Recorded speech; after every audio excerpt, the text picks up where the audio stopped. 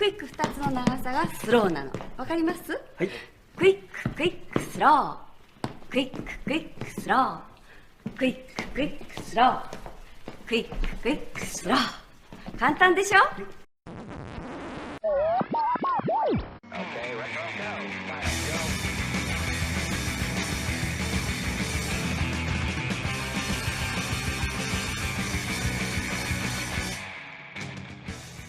Hello and welcome. Welcome and hello. This is Wait, You Haven't Seen? It's a show where we talk about movies, and specifically, we talk about a movie at least one of us has never seen before. I'm your host, Travis, aka TV's Travis. This is episode number 302, and our movie this week from 1996 is Shall We Dance? And here to talk with me about it, it's a swan named Emily. How are you? I'm great. How are you? I am doing well. All right, so you brought this movie to me. I had not seen this one before. We'll get to the fact that I might have heard of it before, but first, I want to know your history with it. Where did you first see this, and how did you come about seeing this particular film? So this is one I was relatively recently introduced to. I have been going through and watching dance movies with friends of mine who are also dance movie enthusiasts.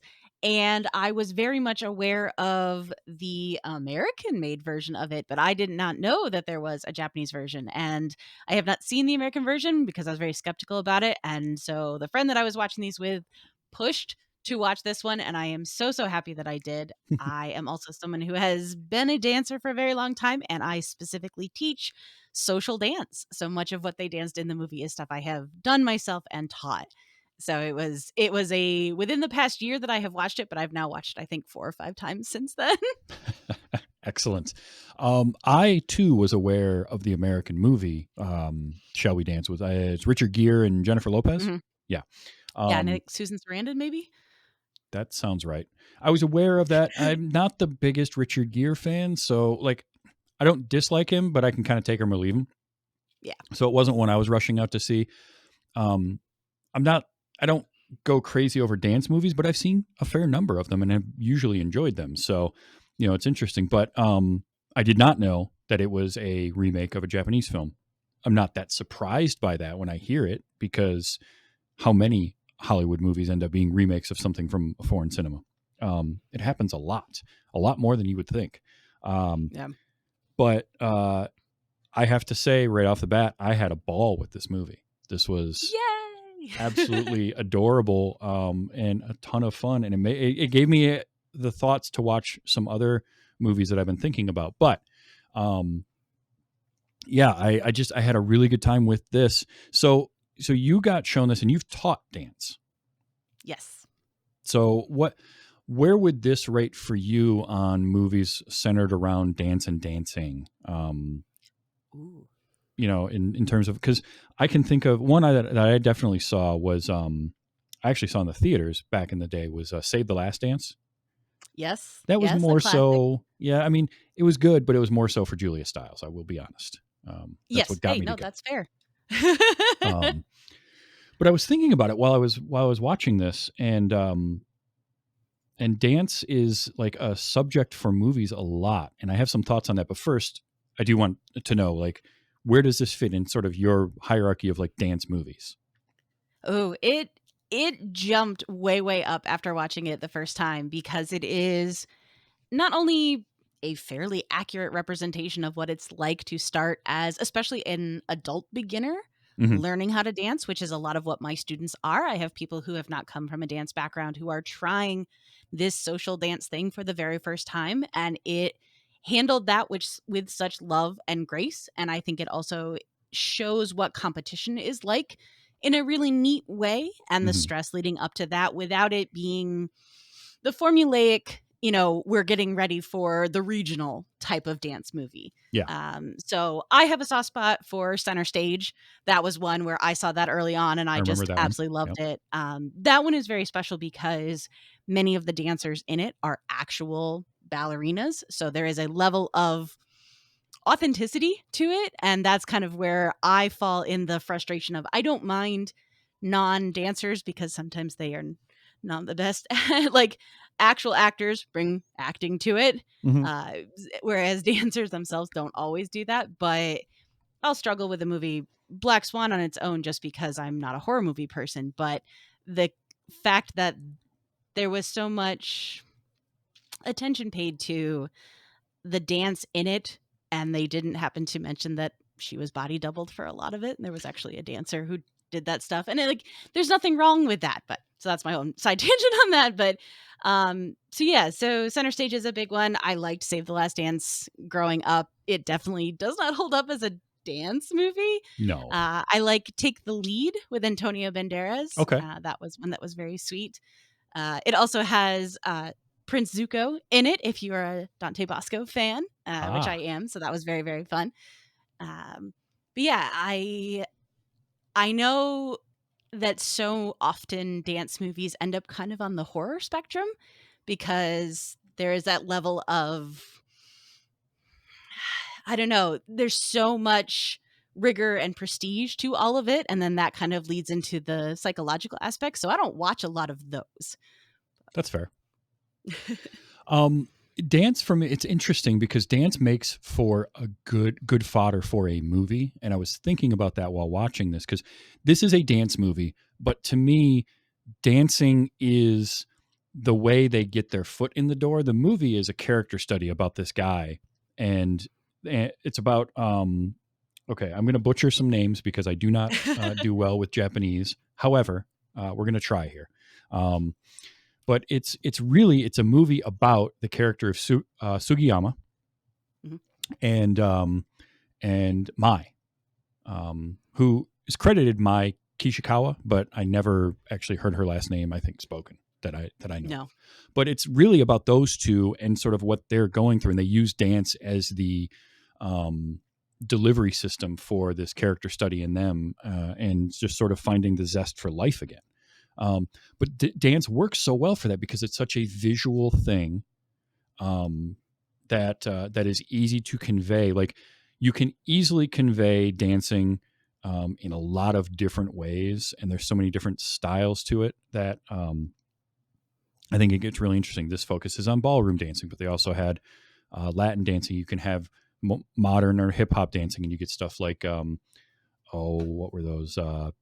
Honey, I think, was one with Jessica Alba. Oh, I yes. remember. Yes, I've seen it. It didn't chart. It is one of my there are talented dancers in it, but boy, as a movie, it is just rough. It's dance and sports and athletics in general, any kind of athletic endeavors tend to transfer well to film as a medium because there's so much visual involved in it, right?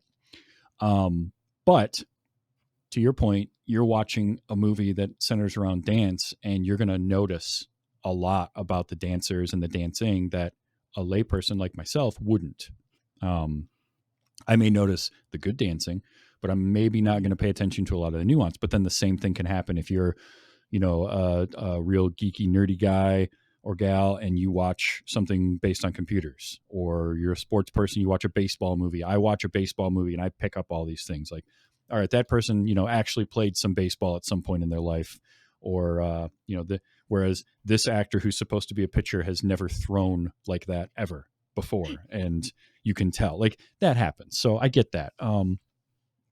But I do think that just dance in general is just such a good translation. And also a lot of people involved in film, theater kids, and a lot of them do have some dancing background to them as well. I mean, Antonio Banderas has a dance background, I'm pretty sure. I know one of the things with like Jackie Chan has a dance background as part of the company that he was in growing up, like dance and martial arts. Michelle Yeoh too. Yeah, Michelle Yeoh pursued. Yeah, she was heavy into dance before she transitioned over into more martial arts stuff. So yeah, it is more interlocking than I think maybe people realize on the surface. Yeah, and I think that's also a reason why you see so many movies involving or centered around dance, because people are involved in that.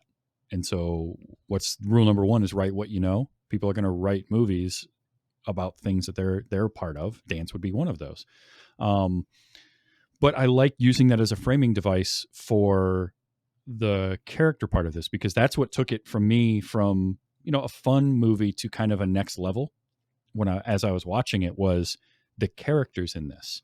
And it does, like, I never saw the American remake of it. I'm not sure I want to, more so because I just love these characters so much and I don't really want to see the Americanized version of them, because there's something very, very singular about this particular framing, right? With ballroom dancing in Japan at the Yes. time.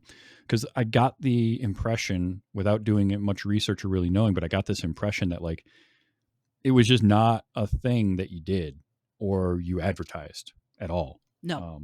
Because he's hiding it. I did have a note though. The conflict in this movie, mostly the conflict with his wife, all of that is solved if there's just any communication between the two of them, like just the smallest There- amount, and there's no issue. just say anything to each other. Like, I Right. love at one point too when she's at the PI's place and like even he is like, have you spoken to your husband? She's like, no, I can't. I was like, we could have saved 2 hours if you two would have just talked to each other. Yep. I love the PI, by the way. He was great. I could watch an entire movie just about him. If there was one thing about this movie that I won't say I didn't like, but it just left me wanting more. I wanted all of these stories, because I like the PI is there, and then you sort of forget about him for a little while, and then it's like, oh yeah, the PI is apparently still doing stuff, and now we find out he's not even charging her for this, and his assistant's like, what are you doing? But he's Literally the nicest PI ever. How does he stay in business? right. How? I don't get it. And like his coworker Aoki, and his whole story, which we get his probably as much as anyone else, but even like the two that are in the class with him, they were great. It's Hattori and who was the other one? Tanaka. Tanaka, yeah. I love Tanaka. Tanaka reminded me of a friend of mine, that I Aw. used to hang out with. Just the look of him, like his face when he would light up and get excited about stuff. Tanaka was great. Yep. And it broke when his little breakdown just gutted me. It was so heartbreaking. No, there are so many emotional beats throughout the movie, but you want the one at the top that has made me cry every single time I've watched that movie, and it's his breakdown. And it's such a, like, so much of this, and going back to what you had said about, I also don't know that I want to watch the American version because there is so much baked into etiquette and Mhm. social expectations in Japan, and not being emotional and not giving into your own personal wants or desires, or if you do, you have to excel at them. But that moment of vulnerability, I feel like it is handled with so much grace, because even in this breakdown, he's not sobbing, he's not screaming, but the raw emotion that's coming through as he's talking about that stuff, just, oh my gosh, I had to stop again. I had to stop the movie on the most recent rewatch because it just hurts my heart in the best way. Yeah, because and it's the scene unfolds so perfectly. Like, Sugiyama is late to class, so because brief rundown of this movie's a little tougher to find to watch, so I apologize for that for anybody that likes to watch along with the movies. But there are ways to find it. Daily Motion is your friend. But Shohei Sugiyama is kind of a middle-aged accountant, at a firm. He's got a wife, he's got a daughter. By the way, they're trying to make me think that girl's 12. I ain't buying that. Not for a second. I Not put her at for like 15, 16 easily. easily. Yes. Yeah.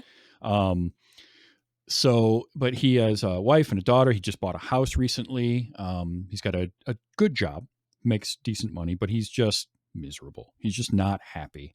And on his train ride home, he looks up at one of the stops and he sees this beautiful woman, melancholy, staring out a window of a dance studio. And it captures his attention.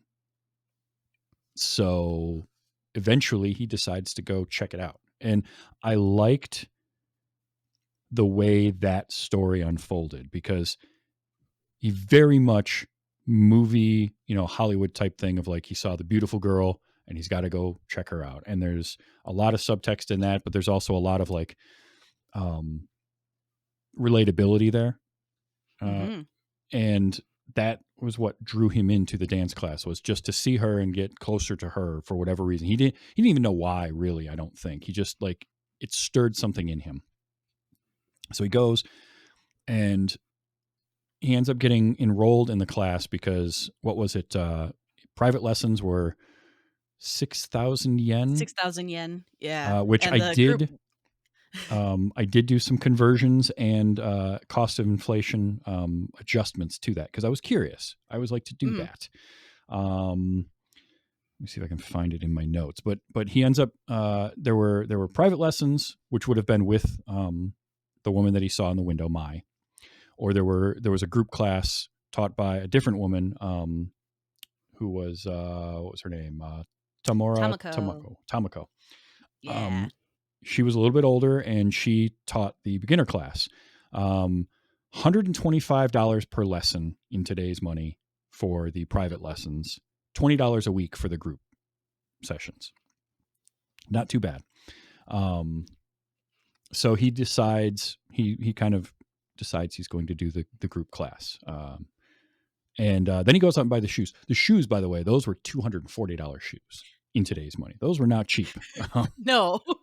No, there is nothing in dance that I have found after doing it for years. None of this stuff is cheap.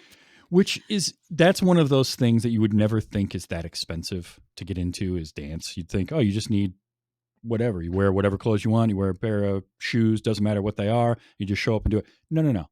You're going to do it proper. You're going to spend some money on it. That's just any hobby or anything that you do is like that. Yep. So I found that funny, though. I actually did have to find a conversion for yen to dollars in 1995, and then I did the inflation calculation from there. So I love that. because I have a problem. I need to know. But what I loved was the way Sugiyama's story unfolded, because he starts doing this and he's immediately taken with it. But he's also taken with her, and he's constantly like looking at her. She's doing private lessons with this older guy. And then one of the other dancers in the studio, Toyoko, she reads him right away. And I love that. Absolutely. Like the first time she sits down, she's like, she pegs him. Yep. No, you're all about her, but she's busy with that dude and he's kind of an idiot. And, doesn't even know that she hates him or whatever, or can't stand him. But I loved Toyoko because she just had no filter and didn't care and would just tell you what was going on. She did not care at all. She was ready to speak her mind to anybody. Mm-hmm. So he does the classes for a little bit. His wife and daughter both notice the change in him. That he's at least, got a little more zest going on, right? But they don't know why. And that makes his wife get a little concerned, and that's where the PI comes into play. But what I loved about Sugiyama's story was he starts off with very obvious, he wanted to meet this woman and see her, and he's just pining after her. She confronts him about it at one point. Early on, too. I mean, after not that many interactions, which I was impressed with. Yeah, he's done a few lessons. He's getting okay, but he has, I think, one particular lesson Mai has to teach the class because Tamako couldn't make it. She called out sick. So Mai teaches the class. After that class, he leaves, but then instead of getting on the train and heading home, he goes back and waits for her outside the studio. And my note there was like, okay, that's a little creepy there, dude. Like, really? But and her reaction to it is exactly what I would expect, which is, why are you here? And what is going on? Like, she was immediately frightened of him. But I liked her saying, look, I hope you didn't come to this class just to get closer to me, because that ain't happening. And that was the turning point for Sugiyama. And the performance by Koji Yakusho, is amazing in that particular scene, because he's been called out and he knows that, and he goes through this sort of internal indignance of like, why would she say that to me, followed by, oh crap, she's right, Mm-hmm. followed by, you know what, I'm going to prove that that's not the reason that I'm here. And then he gets that arc of like starting to really enjoy the dancing. And I love the montage of him practicing, at the train station and practicing under his desk. And he gets the Oh, the support posture bar, the adjuster. posture thing. Yeah. Yeah. And the PI's following him. And I love the PI's assistant there taking pictures as a reporter. For what, I don't know. But the PI's following him and they see him doing all this dancing, and that's where the PI's like, this guy's not having an affair. He just wants to dance, and he's ashamed of that. And that's the part that I think would be tougher to translate to an American film. I'm not sure how they would change that, because there is a stigma to it in some circles, but I don't feel like it would be as cultural a stigma for somebody to just do No. dance lessons. No, not at all. Especially, there are so many people who come back to dance after having danced in their youth, or were familiar with it, or knew someone. Or what happens a lot with students that I get is one half of a couple wants to do this and the other half comes along. So very, very different perspective on the act of dancing itself, and just taking a class and trying this out, way, way, way less stigmatized. Mm-hmm. Yeah. So like, I kind of liked that was sort of his thing, is like it's the stigma of it. But I love that arc. And then of course, finding out that his coworker is doing the dances too, Aoki, which the introduction of that, I didn't see it coming at all, because we met Aoki in the office, and I loved that first scene with him, because like the way he's moving around the office just cracked me up. He's doing these 90-degree turns and all this stuff, and I'm just like, okay, this is just a weird, quirky dude. And then when Sugiyama comes into the dance studio the one night, and this dude is there, long flowing hair, just going for it. He is dancing his tail off. Oh yeah. And what is it? He bumps into Toyoko, right? Yep. Which, boy, big mistake right there. She, of all the people to bump into in class, don't bump into her. No, she just takes his wig right off. Up until that point, I didn't realize it was a wig. No one does. Wig comes off, and then his reaction is so great, because he just walks over and like puts his head against the wall. I had to stop the movie. I was laughing too hard. It was amazing. I'm not doing it justice. The visual of this man just stomping across the room and putting his head against the wall like a kid in timeout. So much. And it's so quiet. Like, again, you were talking about Sugiyama's reactions to things, but there's so many quiet moments where their face and their body acting does so much, because you just see him completely defeated, just put his head against the wall and just stand there, and you're like, oh. Yep. And so then we learn that that's Mr. Aoki from his office. And he is a Latin dancer. He loves the Latin dancing. And I got to give credit to the actor, but also that character was so great, because he just loved dancing. Didn't matter. He didn't care. He didn't care so much about other people. He cared that other people would know that he's dancing, but only because he didn't want their ire. Mm-hmm. If people found out he liked to dance, like once Sugiyama knows that he's there, doesn't care anymore. They're just, and all the scenes with them in the restroom at their office. Oh my God. Which, by the way, they do not observe the 1 urinal buffer. No, they super didn't. They were just having that conversation right next to each other, urinal to urinal, which, while I have not spent a lot of time in a urinal, I know you don't. You leave a buffer. You always do, unless there is no option. You leave the buffer there. But, he's just, Aoki was amazing. And so then when it's back in the office and he's doing the same thing, he's still doing those 90-degree turns. And what I liked about that was later on, one of their conversations, when he comes into the bathroom and Sugiyama's there and he's like, yeah, your posture is great. He's just bored straight. And he mentions like, well, you'll be the last one to realize you're doing it all the time. And sure enough, that's what Aoki is doing. Like, he's always moving like that because of just the dance training and what he's done for however long. So it killed me. This movie, so it was about 2 hours and 10 minutes, I think, right around there. And it takes its time kind of getting to any sort of a conflict and resolution, which I also worry about in a remake, and especially an Americanized remake, that part of me at one point I was like, okay, can we get moving along? But then I settled into what this was and I realized, no, that's not how this type of movie is structured.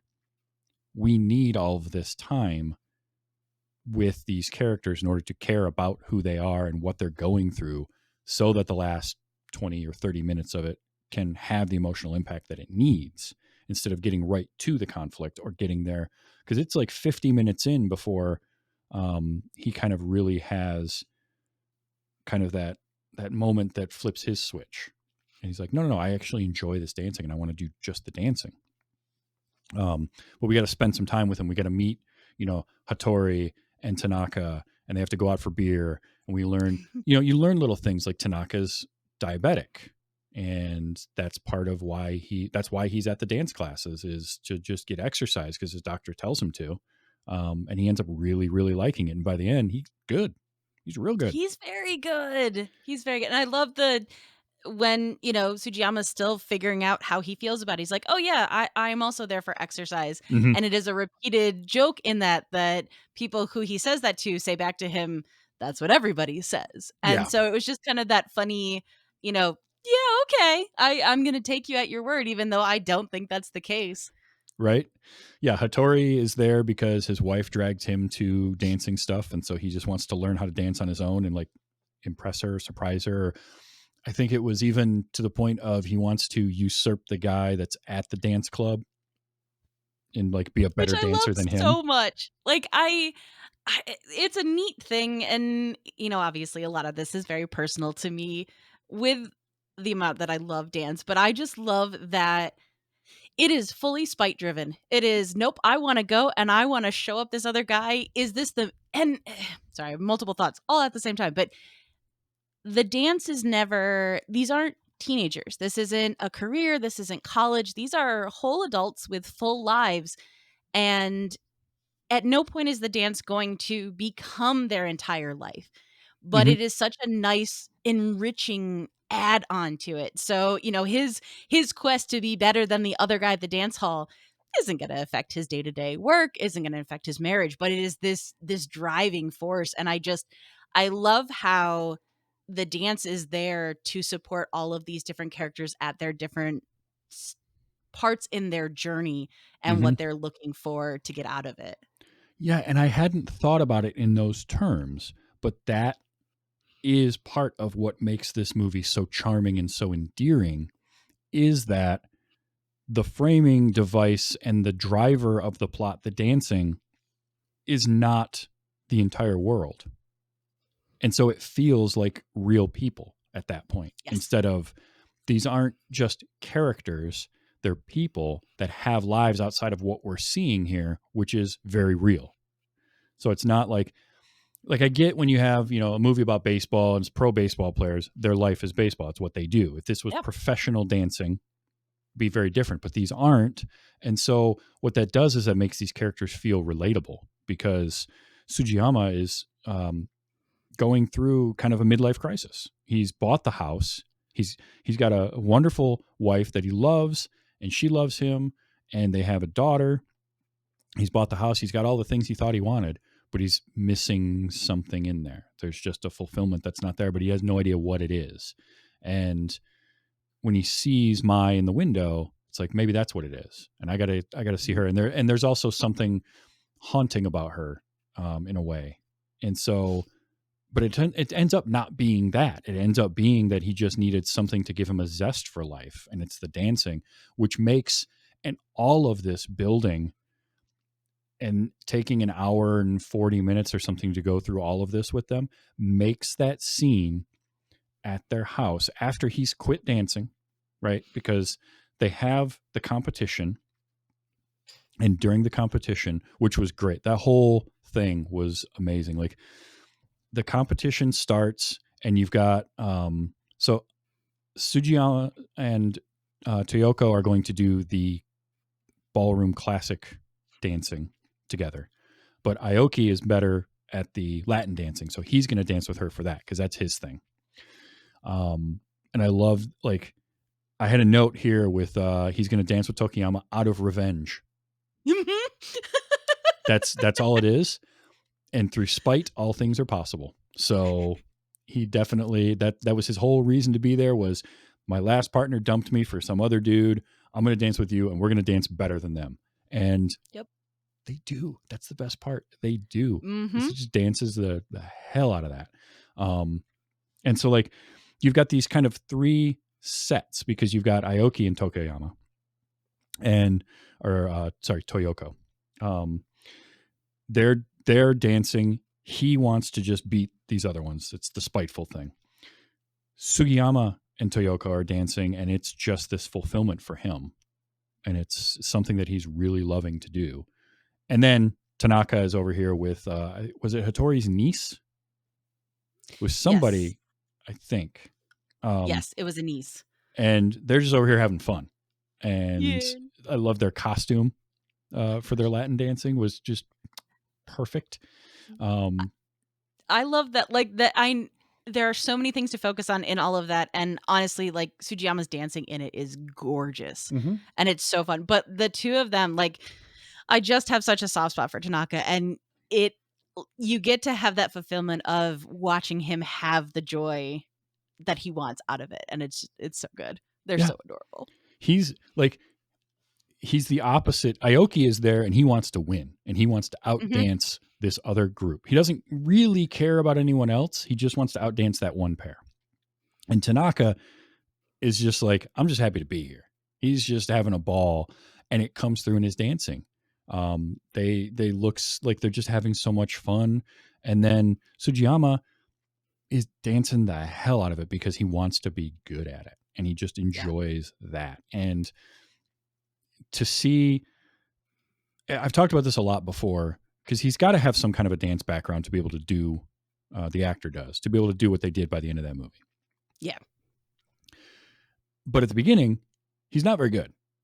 And if you are good at a thing, it is really difficult to look like you're bad at it. Yes. Especially things that involve muscle memory and athletics, because it's just so hard you've trained yourself for so long to do things a certain way, and now you're trying to, like, stop yourself from doing it that way. It's tough. He did an amazing job of that, because I bought that he didn't really get the rhythm, and he was so stiff.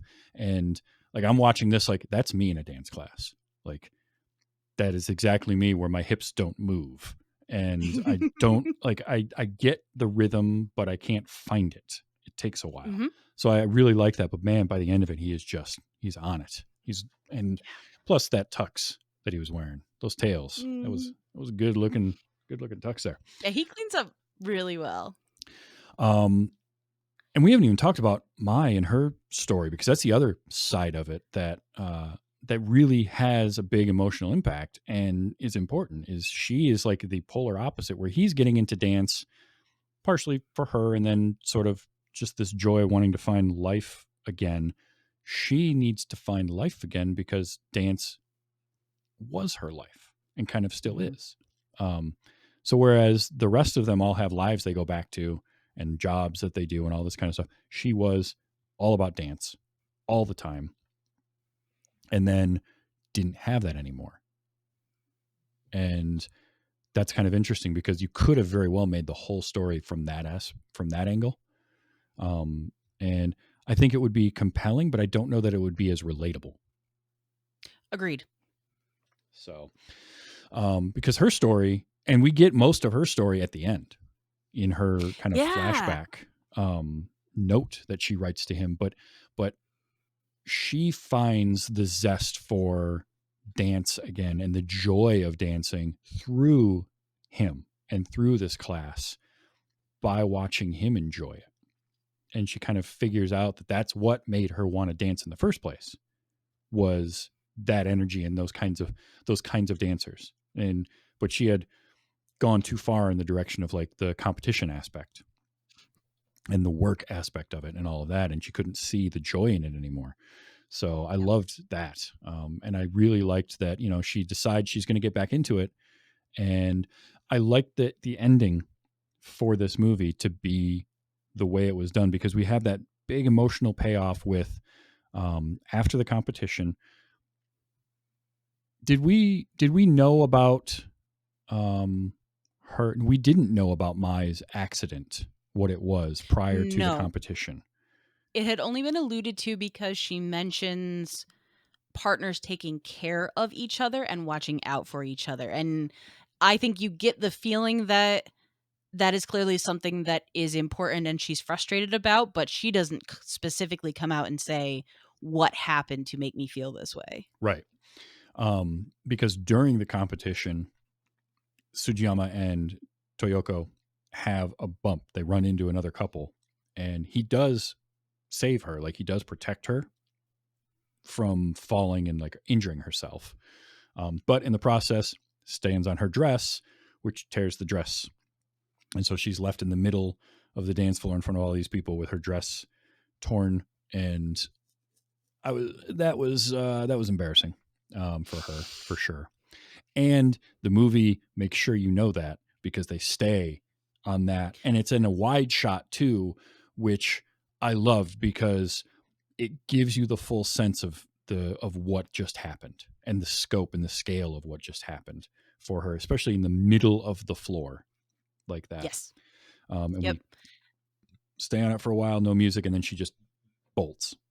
Yeah. And you've got this isn't even the biggest competition, but clearly there are talented dancers here Mhm. who are working to, much like you run marathons to get into bigger marathons, it's very much the same. And so there are people there who work very hard and perform and are competing. And that there is always the possibility of costume malfunctions. And, obviously she's got her leotard on. So it's not played for the silly laugh part of it. It's played for this is someone who has repeatedly mentioned how important this is to her, how hard she works on it. She is so mean to all the other guys because this is so singularly important to her. Yeah. And so by holding in that moment, how embarrassed Sujiyama is, but his embarrassment almost gets pulled back from that because you just see this thing that it is the worst thing that could have happened to her in that moment, and you just have to sit with it and sit in that anxiety and that all eyes on you before she picks up her skirt and runs off the stage. Like, Yep. whoo. And I think too, we can couple that with he's just spotted his wife and daughter in the crowd as well. So those two things coming to a head all at the same time, it's like, who do I feel more embarrassed for at this point? I'm not sure. It's really hard to say. But you care about what happened to him. You care about what happened to her. You care about sort of his wife seeing this happen and she getting the confirmation that no, he's not having an affair, that the PI was right, but he's getting so much out of this, and why couldn't he tell me about it? But also, why couldn't she ask him about it? So there's both of those competing. Yep. And that leads to the scene where they're in the house. He's back to being his morose self, reading his books silently on the couch or whatever. And she tries to have the conversation with him and be like, well, if you like the dancing, go back to dancing. And he's like, stop, I'm not dancing anymore. And he gets up to leave. And of course, it's got to be the kid, right? Because his wife she's like, well, get back into dancing. Teach me to dance. I'll dance with you. We can do it together. Right. It's really, really touching. And he's upset. And then his daughter's like, no, you're going to dance with her. Teach her how to dance. Let's go. And like drags him out in the yard to dance.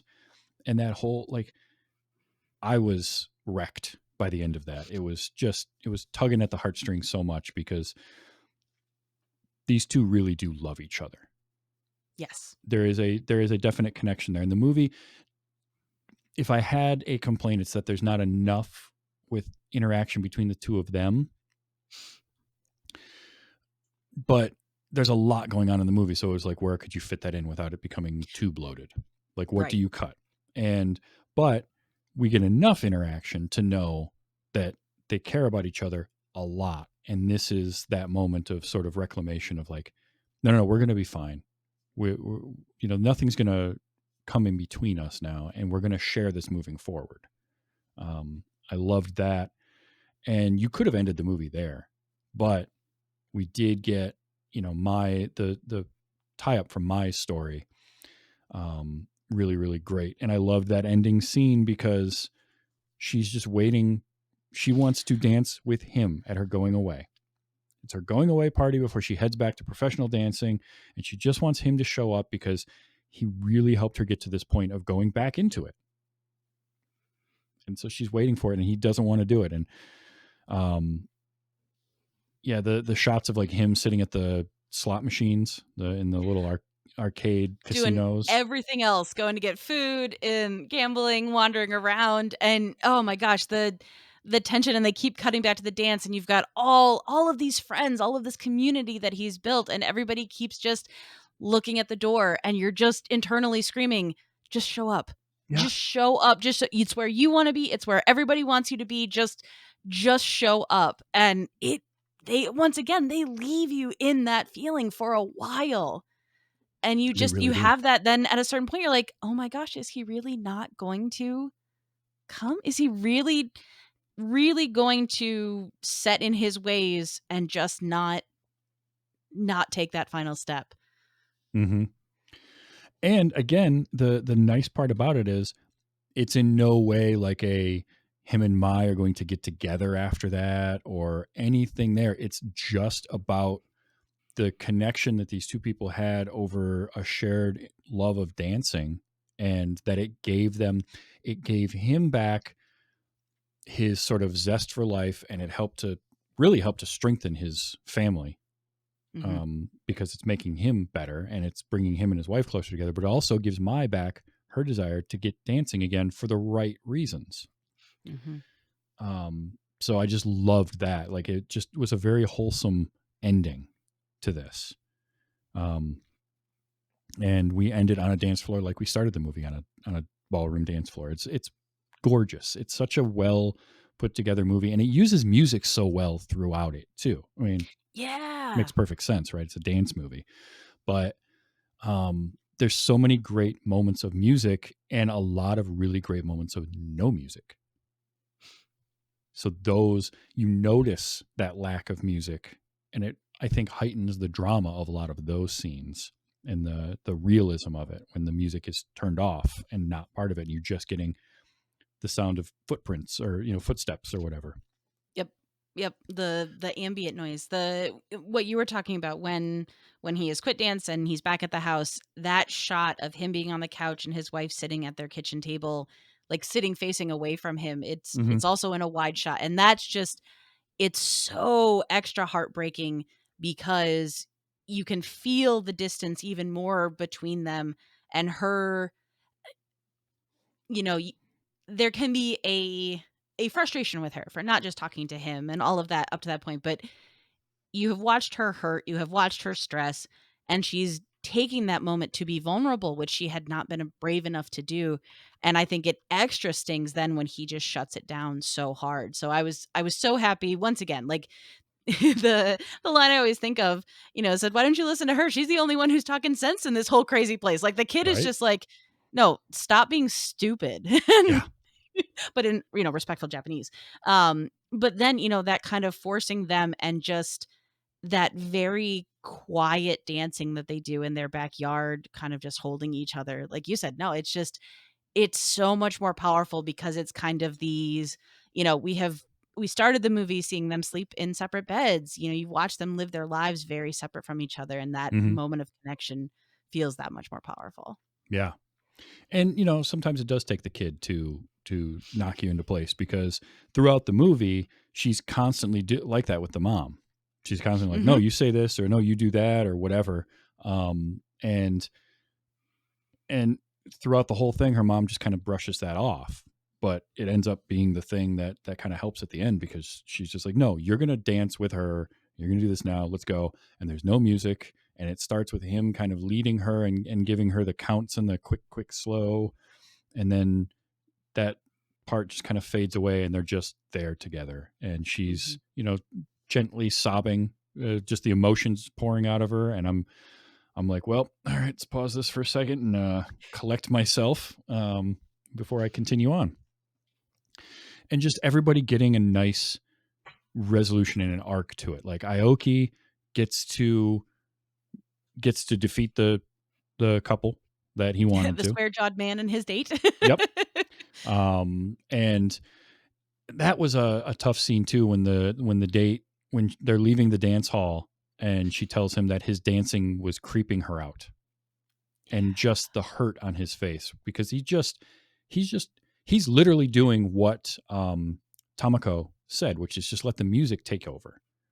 And then to be told like it's creepy hurt him, because nothing he was doing was overly creepy. It was, a little odd at times, sure, but Because he is odd. And that's, again, I feel like this movie has so much rewatchability because every character is individual, has a personality, which sounds like such a silly thing to say. Of course they should all, but I feel like some movies don't give them as much time. But they have their own storylines, and you get people at the office talking about Aoki and how he's kind of a pervert and he's weird and he likes to date younger girls. And much like Toyoko, who is this very mean, very nasty. She says very nasty things to the other dancers and all of this. Like, they could be played as that single characteristic. But then you find out that, oh no, Toyoko danced with her husband and then he passed away before her kid was born. And all she wants to do now that her kid is old enough is to go back and get into dancing and be good at it. So yeah, she's killing herself so that she can do this thing. And Aoki is lonely and loves dance so much and wants nothing more than to find somebody to share that with. And yeah, he's still a dingus who's like checking out all the women who are walking past him in the bar and stuff. right. So, no, like, he's not a perfect character and he's not you can feel bad for him while still being like, okay, you can do better on this. But like you said, in that moment of hurt, she talks about how you're fine when we're just talking. But then when you get on the dance floor, it changes, and just kind of that reflection. And how do you then sit with this thing that you love, and now you're going to be critical of, oh my gosh, when I'm dancing, do I need to be different? Do I need to conduct myself differently? And it just, I love how rich and deep each character gets. And like you said, it could have gone on, you could have had a mini series out of it to really spin out all of these little characters Oh, and yeah. their storylines and stuff. But the fact that I do feel like everybody gets a good introduction, you get to spend time with them, and they get some sort of resolution is impressive in a movie that is not 6 hours long. Yeah, I mean, the one with probably the least development is Hattori from start to finish, but he still gets an arc. Like, he gets what he wanted out of the class, which is to be a better dancer and connect with his wife. And like, there's never a thing where he's sneaking around on her or anything like that. Like, no, Aoki is the closest we get to a quote unquote bad person. And he's not a bad person. He's just kind of, like you said, a little bit of a dingus. Like, he doesn't quite, like, there's some social norms he could do better at. Yes. But like, Hattori is a decent guy. I like his candor too, where he's just like, yeah, okay, sure, that's why you're here. I get it. I get it. No, I enjoy him very much. He's He's great. so spirited Mhm. and just, yep, okay. He's also that one who is in the class, and he's in a beginner class, but he's acting like he knows more. And at one point, even like, we've all met that person in some form or another in some kind of class setting where they don't actually know what they're talking about, but they want to seem like they do. I loved his like, what is it that Tamako says in the first one? Is she mentions like a couple of types of dance, and he's like, well, I've heard of those, but they might not have, so you might want to tell them what they are. Like I love, I loved that because I'm like, oh yeah, you don't have a clue, do you? Okay, cool. Um, but he was great, and we've talked at length about Tanaka, and I just loved him. And I loved like his reasoning for being there was just I need exercise, but he grew to really really love it. Mhm. And Tamako, who we barely talked about, she was great.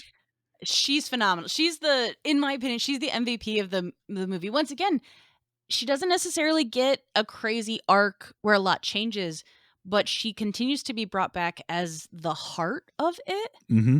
And I think that's really important.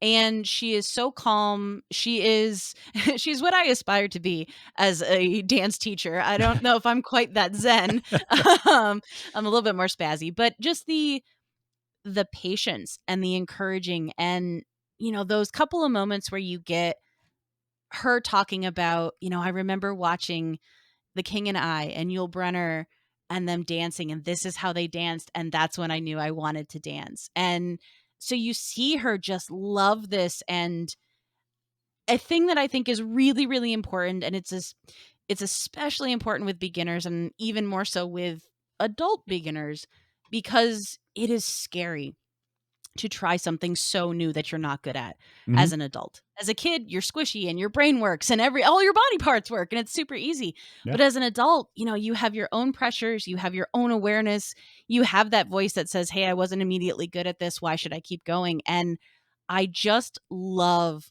that she is always encouraging and always reiterating like, "Nope, this is what we do and we're going to go back and we're going to do it again." And you need that person to keep beginners coming back Yeah. because you need that space to be bad for a while Mm-hmm.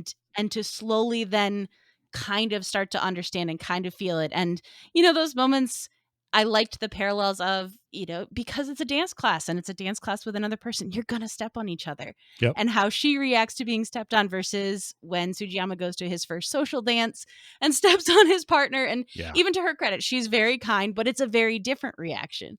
And so just keep coming back to Tamako. And I love, once again, you talk about my storyline not getting fleshed out until much at the end, but you see the parallel between her and her mom because her mom teaches because she loves it and Mm-hmm. she is happy to teach these beginners.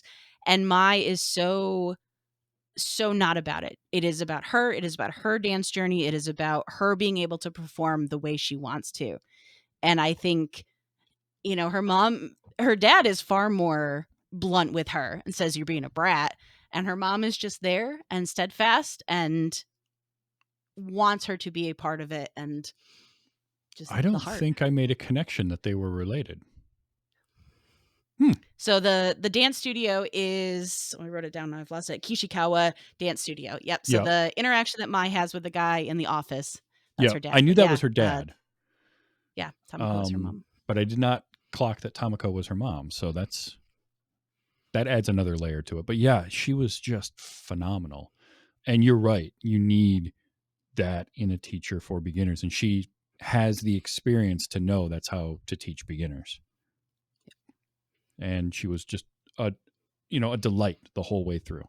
She was great. Yeah. There's never a bad moment with her. Like that's, if I had to self-cast the person I want to be in that cast, I just want to be her. Like she has a nice time the whole time. We get to do Mm-hmm. some dancing, we have a good time and we Oh call yeah. it a day. You mentioned earlier, but there was a lot of acting done in this without dialogue.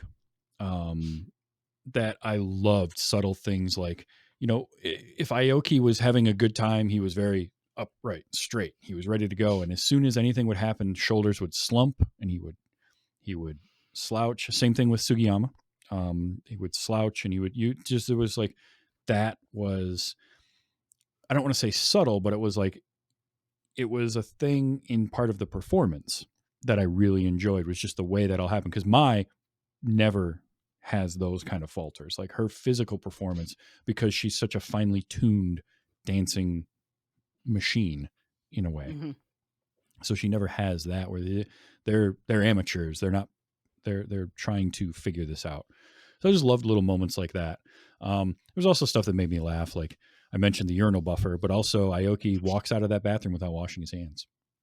Oh my gosh, I think about that every single time and it bothers me so much. He just dropped his shoulders and walked out all sad. And I'm like, wait, hold, I'm no, like, go wash your nope, hands. go wash your hands. Yep. So that. I do love they along those lines, they do a lot with little montages. Mhm. And one of my favorite ones is when Aoki and Sugiyama are practicing in the urinal because it's the only place at work that they can be private. Yes, yes, And another guy comes in and Aoki just fake faints. yes.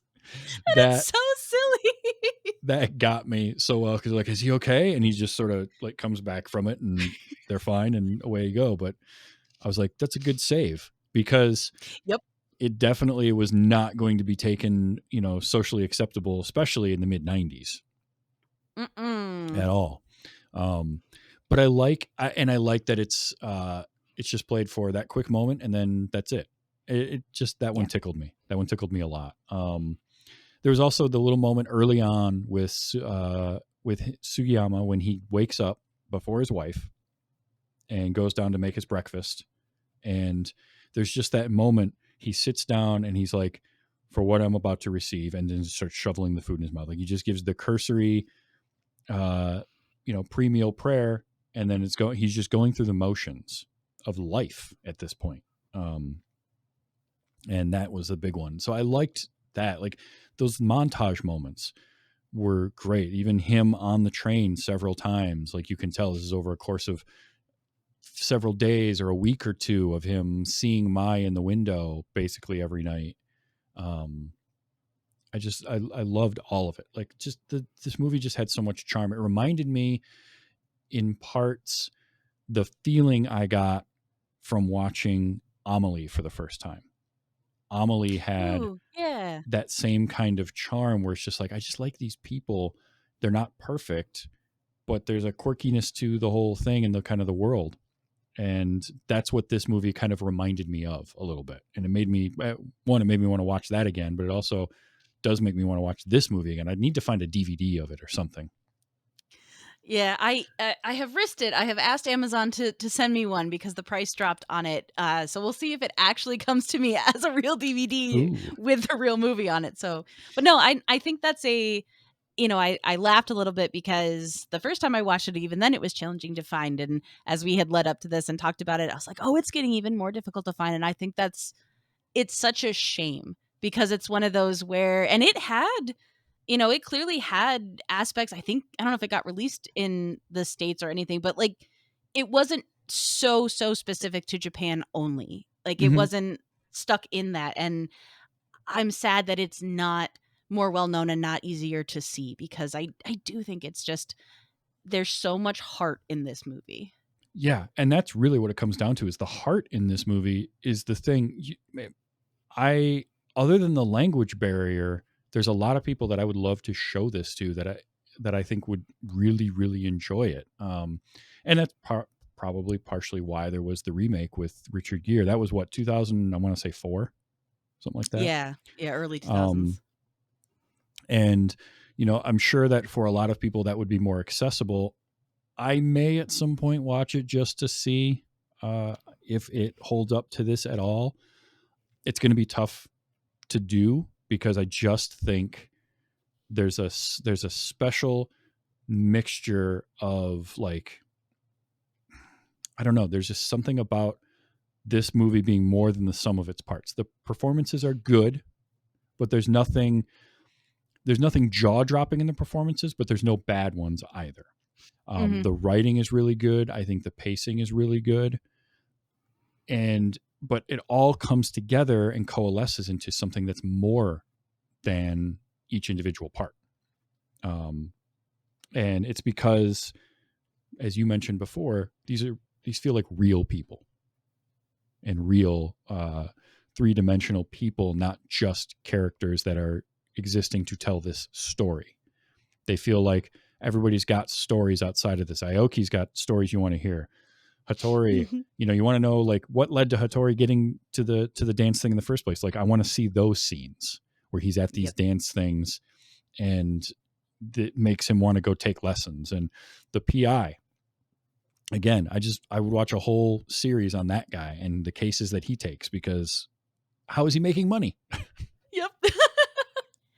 Also, Um, I love that because he's now in the world, and like there's so many moments of this that are so genuinely true to what it's like when I go to social dances now in my human life as I go to, like, the fact that a lady wants a partner and she goes and drags the PI even though he's like, "No, no, no, I don't dance. I told you I don't dance." He's like, "No, you're a man, you're here, you're going to dance." And at one point him and his assistant, like, they're commenting on the dances and like, "Oh, mhm, oh, they really didn't like they recovered from that well." And I was like, it's just that subtle, you get drawn in mhm. and Yeah. you start to really care, and I just love that.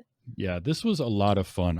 This is going to be one that I will watch this again. I'm going to find a good time to like I'm going to look for the DVD of it. I want to have a better version of it than trying to scrape it together on the internet because it's worth Yeah. it. And maybe hopefully it can get re-released at some point and be available out there. It's hard to say with a movie that's been around for as long as this has without that, Right. but it's worth seeing. It really, really is. There's just this genuine heart at the center of this movie that is really touching. And I love to experience that in a movie because not all movies have to be big and bombastic. They don't have to have this huge conflict. Like there's conflict in this, but none of it is ever melodramatic. No. It just feels like, I mean, obviously we made the joke like 90% of the conflict in this movie is solved by, hey, I want to take some dance lessons. Okay, go take some dance lessons. Problem solved. Like then Yep. she knows where he is and why he's coming home smelling like perfume and all that kind of stuff. But no, this is a wonderful movie. This was a great choice. Thank you so much for Yay. convincing me to I'm watch so this. happy. Oh, that's wonderful. No, I agree because I feel like on the outset, if you pitch this as guy goes to take dance because he finds girl hot even though he's married, like there can be so much sarcasm and not heart in Hmm. that. And I remember when I was going and trying to find more about this and get my own copy, I watched the trailer for it and I think much like that very poor summation that I just said, the trailer doesn't even do it justice because it pitches it as this very like wacky, hijinksy kind of funny thing. And I think that all leads into then my concern with watching the American version because I think it's so, so hard to navigate that moment of conflict between married guy who comes to the dance studio because of an initial physical reaction and then the reason for doing it. Like I think you have to handle that with so much grace to still Yeah. continue to care about every single character once you've moved through that. Hmm.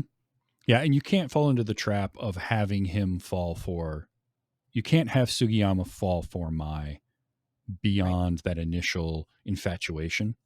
Because if you do that, it just takes so much of what makes him an interesting character away. And then it turns her into a prize for him to win. And it takes a lot Yeah. away from her.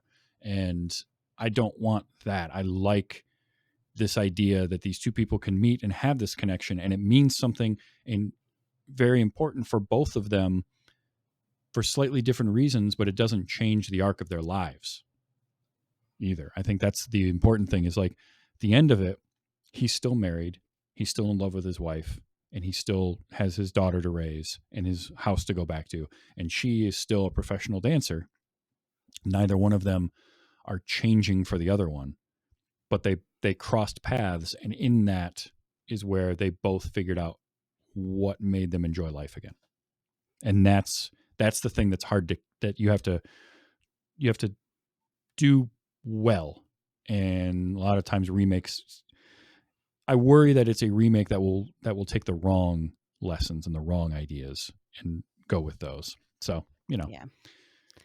we'll see. If I ever do Well, watch hey, it, I will report back. I'll say maybe we may, if your fans don't hate me after this, maybe we make a date to come back and we'll both watch the remake and then touch back on it. Awesome. Awesome. Well, this was super fun. Thank you so much. I've been wanting. So I met you finally at DragonCon this year. And Yeah. so since then, I've been wanting to get you on. Now, you did some fun stuff at Dragon Con, but what are some of the things that you work on that people can find? Where can they find you? They can find me all across the internet at aSwanNamedEmily. That is all of my socials. You can find art that I make. I am primarily an illustrator and a comic book creator. I also run the Doodle Crew. So it's a group of my friends of artists who will pick a topic and will live stream a couple of hours worth of art. You can find all of those over on my YouTube. I also work with the amazing Steph on sketching Shakespeare. Well, she'll bring me a piece of Shakespeare prose and I'll illustrate a comic page based on it, which is super fun and has made me enjoy Shakespeare so much more than I ever did before that.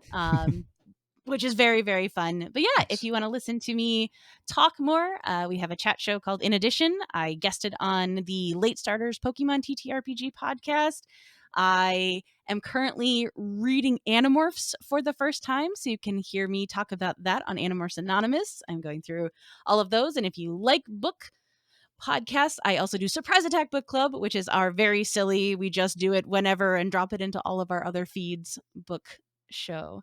But yeah, Nice. I'm around, mostly art, but also talking and yeah, sometimes watching movies. Yeah, and phenomenal art too. Check it out. you. I sat in for the Loodle Crew during Dragon Con, which was a first for me and quite the experience.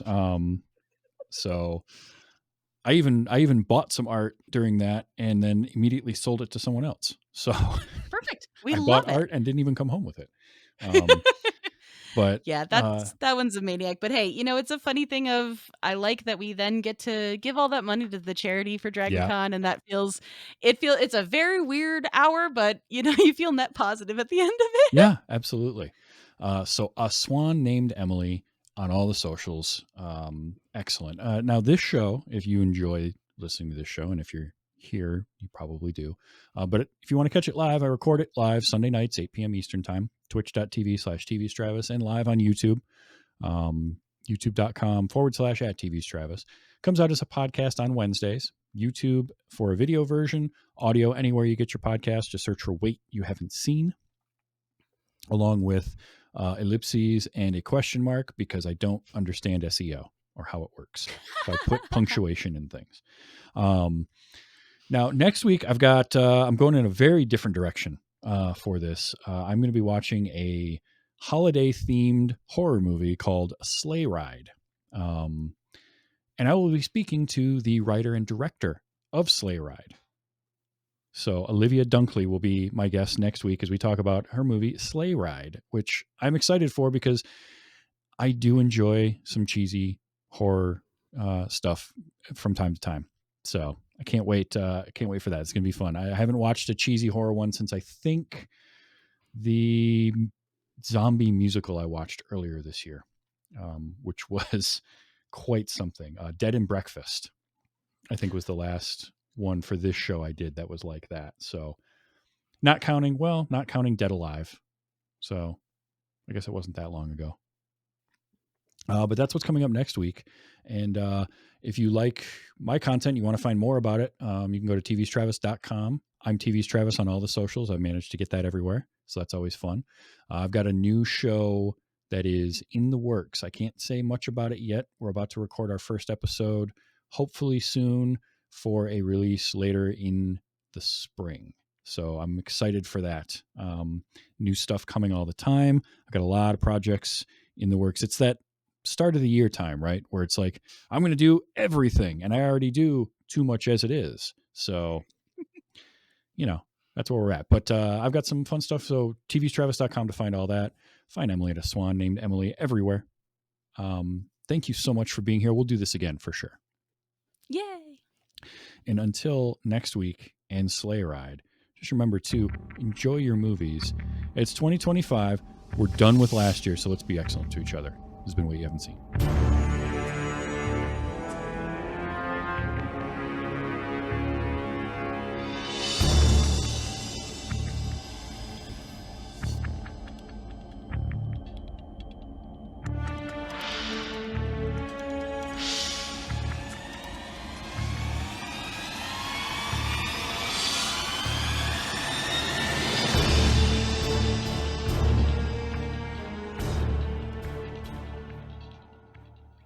楽しく踊ればそれでいいのよ。Shall we dance? Shall we dance? Ah, that was a cute moment.